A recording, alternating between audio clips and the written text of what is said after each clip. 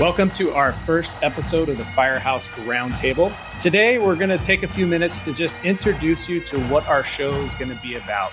The whole concept is it's the kitchen table, which is the heart of the firehouse. It's where everybody gathers for meals, debriefs after difficult calls, shares stories about their families and the weekend and vacations and things that they're doing. I'm one of your hosts. My name's Peter McKenzie. I'm a retired fire captain with the Ventura City Fire Department. I serve on the Ventura Fire Foundation's board of directors, which is what is bringing this Firehouse Roundtable to you. And I'm not hosting it by myself. I have a co-host, and his name is Jason K. And Jason, why don't you take a second and introduce yourself to the listeners? Thanks, Peter. And coffee. That's what you forgot about the kitchen table at the firehouse. Nonstop coffee. My name's Jason K. I also work for the Ventura Fire Department. I've been there for 21 years. I'm excited to start this podcast with the foundation. I'm also on the board of directors with Peter. We want to bring stories to the general public so people can learn what the fire department's all about, what the firefighters are about, what their needs are. Just bring some awareness to some of the issues that everybody faces that sometimes don't get the publicity or the awareness that they do. This is going to be a fun adventure.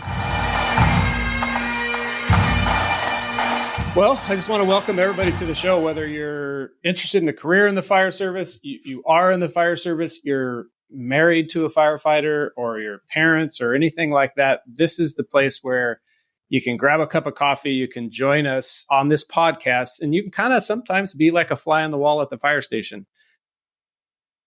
But before we get too far, Jason, why don't you take a minute to just kind of tell our listeners a little bit about you and your story? Sure. I'm currently an active firefighter at Fire Station 5 in Ventura. I work on the engine and the truck out of that station, and occasionally I'm also on the USAR team for that station. I've worked for Ventura City Fire for 21 years now. I've held the rank of fire paramedic, engineer paramedic, and like I said, I'm currently a captain. I have 3 kids in their 20s, and my wife, all super supportive. And as founding members of the foundation, Peter and I thought this would be a good way to fundraise for our current firefighters and our retired firefighters. And what it's evolved into in the last 5 or 8 years since we started this is more of how do we help our families and how do we help more and more. We talk about mental health issues within the fire department. So I'm excited about some of our guests having a lot to do with those issues too. Awesome. Thanks, Jason. So just for the sake of our listeners who maybe don't know me, Peter McKenzie, I just recently retired from the fire department a little over a year ago. And I call it retired, but in actuality, I resigned because I'm actually not of retirement age, which is a little bit unique in the fire service, which I'm sure we're going to beat up those issues on the podcast when it comes to retirement and how that affects people. And it's really hard to know how that affects someone until you go through it. And I feel like that'll be a good perspective for the guys that are facing retirement for them to look at what they can expect. But so I did almost, I think it was like 19.9 years or something like that with the City of Ventura Fire Department. Jason and I worked shoulder to shoulder for a lot of years. He'd been on a couple years longer than I have, but definitely had some good times together. I'm excited about just bringing some awareness to some of these issues because there's so much stuff that happens that is, I don't want to say it's swept under the rug, but it never was really brought to light before. Like your mental health and how you feel about things was like, you would never bring that up when we first got hired. You would get chastised if you said some of the things that we now openly talk about in the fire stations today.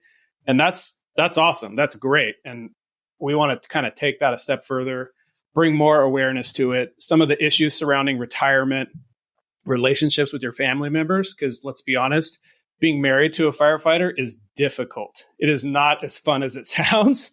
And we're going to bring experts in who can help relationship-wise. We're going to bring financial experts who can help us set ourselves up for retirement or things to do and watch out for, when you're considering those decisions. So those are some of the things that I'm excited about. I'm excited just to kind of share my story, but more importantly, to share the guys' story, not just the guys and the gals. So in the fire service, so much of what happens is literally around that kitchen table. And what I mean by that is there's just a handful of names that I can think of, and Jason, the same names in your head, of older guys who came before us who you've probably never met, but you know the stories.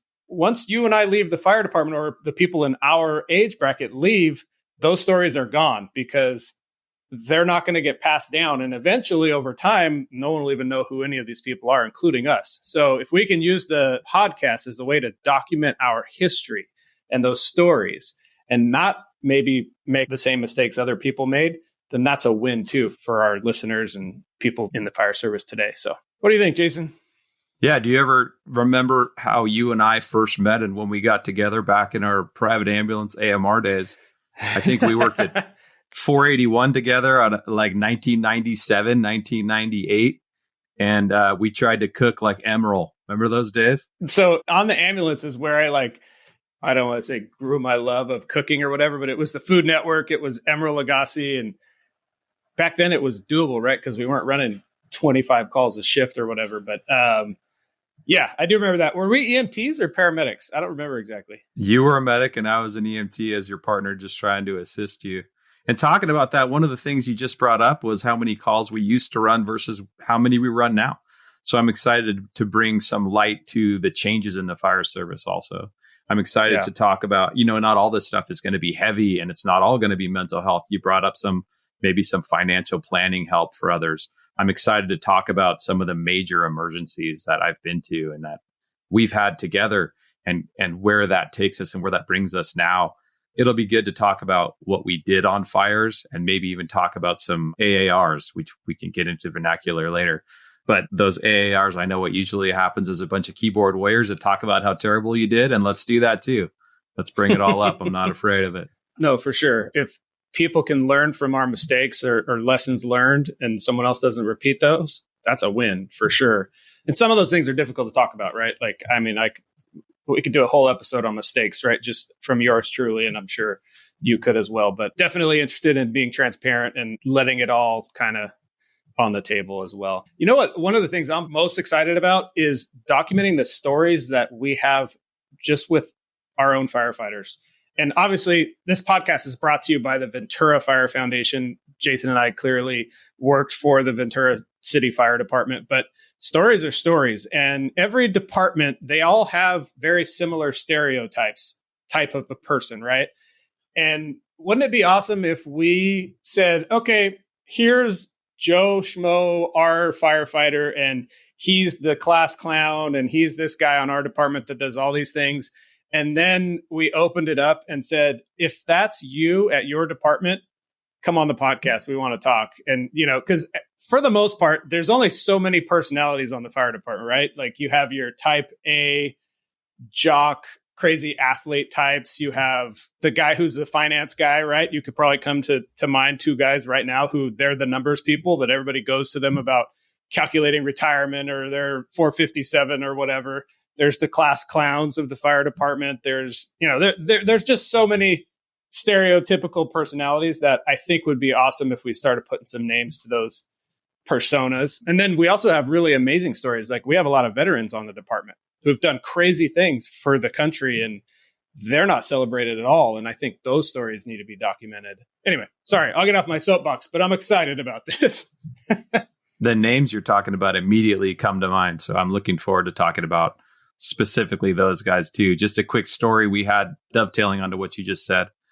We had a guy come to the door with a really thick accent at the fire station at Fire Station 5. And he walks at the door and we just had a firefighter in our department recently pass, Matt Clapsaddle, and he answered the door and he had a personality the size of the planet, right? So this guy walks in, we can barely understand him. And Matt Clapsaddle walks out the door and I start talking to this guy. And I said, where are you from? And he goes, I'm a firefighter in Zurich. So I said, oh, how neat. And he looks at me and he looks and he points at Matt Clapsaddle and he says, same clowns, different circus. Everywhere you work, it's the same in every fire department, like most careers, right? Yeah, absolutely. Yeah. I'm excited. So we're going to try to do the podcast twice a month initially, and we're going to see how that plays out. I don't promise that it's going to be perfect. It's going to be kind of a train wreck in the beginning. Jason and I are going to do our best, and the people that help produce the show as well. It's quite an effort getting this all up and running, but I think overall it's going to be a good thing. In addition to retiring from the fire department and Jason actively working there, we're also board members of the Ventura Fire Foundation. In fact, Jason and I were two of the guys that started it. There's more, but and we're going to get to meet them as well eventually on the podcast. But really, the work that the foundation is doing is what spurred this podcast coming to fruition, because a lot about the things we care about, which is taking care of firefighters and more importantly, taking care of their families, it's difficult to do because historically, firemen do not raise their hand and say, I need help. Could somebody please come over here and help me? It's the opposite. They're the ones that usually are going to do the help. So some of the struggles that the foundation has is it's hard to know when our people need help, which is one of the reasons we want to start the podcast, is to really get the message out there on what the foundation's about, who we are, who we're here to serve, and more importantly, how to get help. And we're going to try to bring light to those issues because times are changing in the fire service. It's not as much of a macho, closed emotions, tough guy type of a world anymore. Things are changing. And in my opinion, changing for the better. And the foundation wants to be a part of controlling the narrative, at least in our area and in the area that we have influence over. But so the foundations, this is one of their initiatives. In that line, we're also going to bring some of the board members on the foundation onto the show just to highlight them so everybody kind of knows who we are and the stories about the guys and girls who make up the foundation board too. Right. And if you want to talk about that stuff or not, it's going to manifest itself somehow anyways, right?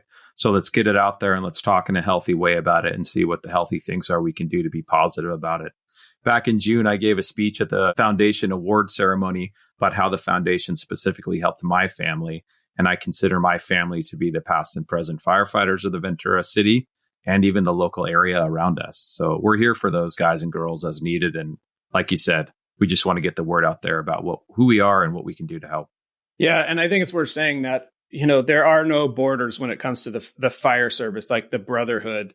It doesn't stop at the city of Ventura line between Oxnard and Ojai and wherever other borders we have, because if there's somebody in need in Oxnard, we're not going to say, yeah, sorry, you're not from Ventura. You can just go deal with that yourself. Like, it's quite the opposite. We literally help people up and down the state. Recently, we had someone in San Diego we supported. I don't want to say we get asked all the time because a lot of people don't like asking for help. But when usually needs come to us via other people, i.e. a family member reaches out or another firefighter goes, hey, so-and-so's in trouble. You need to help him. He won't ask for it. But we aren't just for the city of Ventura Fire Department. Even though our name is Ventura Fire Foundation, we are trying to make this something bigger than just our little fire department, because the fire service is huge. I mean, it's worldwide, right? There's firefighters in every country. Obviously, we're not trying to be a foundation for the entire world. We focus on our area, but we do help people outside of that. And I think it's really important that we are inclusive and that we do want to do the best we can for the people that we serve, regardless of where they live or where they work, more importantly. So one of the things the foundation supports is the Ventura Fire Pipe Band. And as a piper for the pipe band, I've played all over the state. And we're talking about going to the Memorial in Colorado. I've played in Sacramento. I've played down in LA. And that's something we're going to talk about. And, if it's up to me, we'll have a whole series on it. Oh, I think we're going to have at least, I would say, a couple of them. I mean, that's the most feel-good, nostalgic thing that people resonate with, right? Like, you hear that pipe band playing, and it's hard not to get emotional or tear up over some of those songs. But that's definitely, I would say that's one of the pride and joy of things that the foundation does that people love. And there's definitely room for all that stuff you're talking about, getting out there and raising the visibility and all that. Jason, thanks so much for being willing to volunteer and take this on. This is a lot of work. It's not the easiest thing to do, but I think I'm super excited to be doing it with you. So thanks for being open to that. Yeah, absolutely. It'll be a good podcast between you and I and things that we see eye to eye on, which is most of our priorities in life. And then some of the stuff we disagree on so that we can get in good conversation about how best to reach people where they are. I'm excited about it also. Yeah, for sure. What's funny in the fire service, you have certain guys that are known for certain things. And people just gravitate to different people for different things. And what I liked about you over the years is you were always the guy who was hyper focused on taking care of your crew. Like, people came to work for you, especially when you were working with Tom Wynell, because they knew that was going to be a great environment to work. They were going to be supported, heard, all those things. And that's kind of what you were known for. Not so much anymore. No, I'm kidding. That was a joke. But and I'm interested in exploring those types of stories too, because they're not only you, but pretty much most guys are known for something. And that'll be fun to talk about those kind of things as well. I appreciate that. I think we've rambled long enough. Or go ahead, Jason. I'll let you want to respond to that and tell me I'm not. It's not true or what? No. All the compliments you gave me are absolutely true. I'll take all those all day. Telling me that people gravitate towards me. That's kind of one of my missions in life, is to support people I work with and the people around me, and that's my family and that's my fire family. So, all the stuff that I do for the foundation and I used to do for the association, the department, the foundation, being on the support company on the truck, even, that's kind of one of my life goals. So this will be another endeavor in that way. All right. Thanks for tuning in to our 0 episode of the Firehouse Roundtable, brought to you by the Ventura Fire Foundation. If you're interested in learning more about what the foundation does, please go to our website, venturafirefoundation.org. There's a lot of information there about the good work that we're doing, and we would love to share it with you. We look forward to a lot of episodes, a lot of good stories, and hopefully a positive impact and some help to people who need it by bringing awareness to the issues. But thanks for tuning in, and we will see you in a couple weeks. Thank you.